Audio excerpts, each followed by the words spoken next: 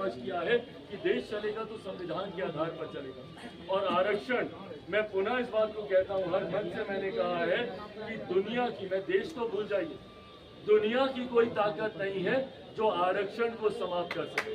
आरक्षण जैसे था वैसे ही चलेगा, बल्कि हमारी सरकार ने इसको और मजबूत करने का काम किया। गाहे बगाहे इस आरक्षण को हम लोगों ने मजबूत करने का काम किया, मेरे नेता ने मजबूत करने का काम किया। मंडल कमीशन को वीपी सिंह जी की सरकार में लागू कराकर, नरेंद्र मोदी जी की सरकार में ऊंची जाति से आने वाले गरीब वर्ग के लोगों के लिए 10% का आरक्षण लागू कराकर इस व्यवस्था को हम लोगों ने और मजबूत करने का काम किया, समावेश करने का हम लोगों ने इसमें काम किया।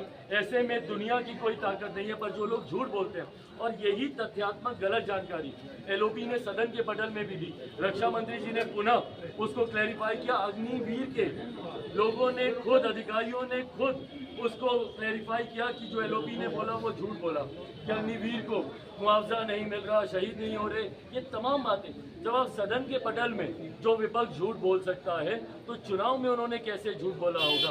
और ये झूठी राजनीति करने की वजह से कुछ राज्यों में जहाँ पे इनका नैरेटिव चला, जो आपका सवाल था उसका जवाब, हम लोग 400 पार के लक्ष्य से हम लोग चूक गए। पर हाँ, इन तमाम बातों पर अध्ययन कर इससे सीख लेकर अगले विधानसभा के चुनाव में, से बिहार की बात नहीं कर रहा, विभिन्न और राज्यों में जो साल के अंत में जहाँ पे भी चुनाव है, तमाम राज्यों के चुनाव के लिए एनडीए पूरी तरीके से तैयार है और एक मजबूत जीत हर एक राज्य में एनडीए की होगी। 2025 के लिए दौरा पर निकल रहे हैं, क्या कहना चाहते हैं, क्या इफेक्ट पड़ेगा 2025? वही इफेक्ट पड़ेगा जो पिछले सालों से पड़ रहा है। क्या इफेक्ट पड़ गया 2024 के लोकसभा चुनाव में?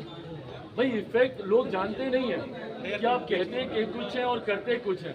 जब आप विपक्ष में रहेंगे तो आपको जनता याद आएगी, जब आप सत्ता में रहेंगे तो आपको गाड़ी का शीशा तक उतारना लोगों के लिए आप जरूरी नहीं समझेंगे, कहीं पे दौरा करना जरूरी नहीं समझेंगे, कहीं पे हत्या, कहीं पे घटना होगी तो आप जाना जरूरी नहीं समझेंगे। और ये वही विपक्ष है जो चिल्ला चिल्लाकर रोजगार की बात करता है कि रोजगार हमने दिया।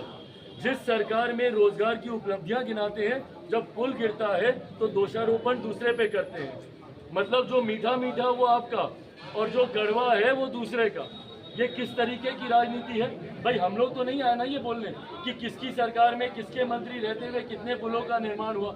हम लोग तो विनम्रता से बोल रहे हैं कि भाई जहाँ गलती है दोषियों पे कार्रवाई होगी, सरकार की जिम्मेदारी है कार्रवाई करने की, हम लोग कार्रवाई करेंगे। बट ये जो सिलेक्टिव पॉलिटिक्स करते हैं ना ये लोग, आज यात्रा पे चल रहे हैं, क्यों? क्योंकि अगले साल चुनाव है। अगले साल चुनाव नहीं होता, अगर 7 जन्म तक चुनाव ना होना तो 7 जन्म तक ये लोग घर से बाहर नहीं चिरागी चंद्रबाबू नायडू ने अपने परिषद में मांग किया